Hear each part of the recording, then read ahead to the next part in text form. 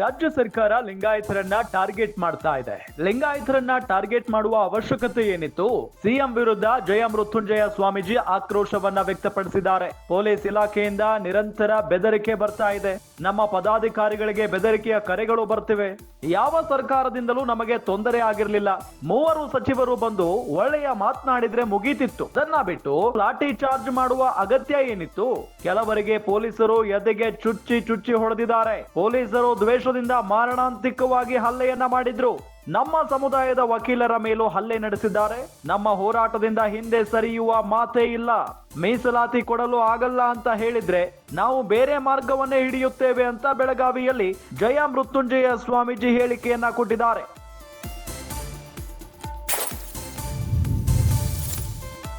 ಪಂಚಮಸಾಲಿ ಮೀಸಲಾತಿಗಾಗಿ ಹೋರಾಟ ಜೋರಾಗಿ ನಡೀತಾ ಇದೆ. ನಿನ್ನೆ ಬೆಳಗಾವಿಯ ಸುವರ್ಣಸೌಧದ ಎದುರು ಎಲ್ಲೊಂದ್ ಕಡೆ ಪೊಲೀಸ್ನವರು ಪ್ರತಿಭಟನಾ ನಿರತರ ಮೇಲೆ ಹಲ್ಲೆಯನ್ನ ಮಾಡ್ಬಿಡ್ತಾರೆ. ಅದರ ಪರಿಣಾಮ ಬಹಳಷ್ಟು ಜನ ರಕ್ತದ ಮಡುವಿನಲ್ಲಿ ಬಿದ್ದು ಒದ್ದಾಡ್ತಾರೆ. ದೊಡ್ಡ ಮಟ್ಟದಲ್ಲಿ ಹಲ್ಲೆಯನ್ನ ಮಾಡಿರ್ತಾರೆ ಪೊಲೀಸ್ನವರು. ಅದಾದ ನಂತರ ಈಗ ಜಯ ಮೃತ್ಯುಂಜಯ ಸ್ವಾಮೀಜಿ ಆ ಒಂದು ಹೋರಾಟದ ನೇತೃತ್ವವನ್ನ ವಹಿಸಿಕೊಂಡಿರುವಂತಹ ಜಯ ಮೃತ್ಯುಂಜಯ ಸ್ವಾಮೀಜಿ ಆಕ್ರೋಶವನ್ನ ವ್ಯಕ್ತಪಡಿಸಿದ್ದಾರೆ. ರಾಜ್ಯ ಸರ್ಕಾರ ಲಿಂಗಾಯತರನ್ನ ಟಾರ್ಗೆಟ್ ಮಾಡ್ತಾ ಇದೆ. ಲಿಂಗಾಯತರನ್ನ ಟಾರ್ಗೆಟ್ ಮಾಡುವಂತ ಅವಶ್ಯಕತೆ ಏನಿತ್ತು ಅನ್ನೋ ನಿಟ್ಟಿನಲ್ಲಿ ಸಿಎಂ ವಿರುದ್ಧ ಜಯ ಮೃತ್ಯುಂಜಯ ಸ್ವಾಮೀಜಿ ಆಕ್ರೋಶವನ್ನ ವ್ಯಕ್ತಪಡಿಸಿದ್ದಾರೆ. ಪೊಲೀಸ್ ಇಲಾಖೆಯಿಂದ ನಿರಂತರವಾಗಿ ಬೆದರಿಕೆ ಬರ್ತಾನೆ ಇದೆ. ನಮ್ಮ ಪದಾಧಿಕಾರಿಗಳಿಗೆ ಬೆದರಿಕೆ ಕರೆಗಳು ಬರ್ತಾ ಇದ್ದಾವೆ. ಯಾವ ಸರ್ಕಾರದಿಂದಲೂ ಈ ರೀತಿಯಾದಂತಹ ತೊಂದರೆ ನಮಗೆ ಆಗಿರಲಿಲ್ಲ. ಈ ಹಿಂದೆಯೂ ಕೂಡ ಬಿಜೆಪಿ ಸರ್ಕಾರ ಇದ್ದಂತಹ ಸಂದರ್ಭದಲ್ಲಿ ನಾವು ಹೋರಾಟವನ್ನ ಮಾಡಿದೀವಿ. ಸಂಪುಟಕ್ಕೆ ಸಂಬಂಧಪಟ್ಟಂತಹ ಸಚಿವರು 3 ಬಂದು ಒಳ್ಳೆ ಮಾತನಾಡಿದ್ರೆ ಮುಗಿತಾ ಇತ್ತು. ಅದನ್ನ ಬಿಟ್ಟು ಲಾಠಿ ಚಾರ್ಜ್ ಮಾಡುವ ಅಗತ್ಯ ಏನಿತ್ತು?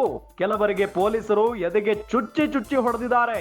ಪೊಲೀಸರು ಹೊಡೆದಿದ್ದನ್ನ ನೋಡಿದ್ರೆ ದ್ವೇಷದಿಂದಲೇ ಹೊಡೆದಿದ್ದಾರೆ. ಅವರು ದ್ವೇಷದಿಂದ ಮಾರಣಾಂತಿಕವಾಗಿ ಹಲ್ಲೆಯನ್ನ ಮಾಡಿದ್ರು.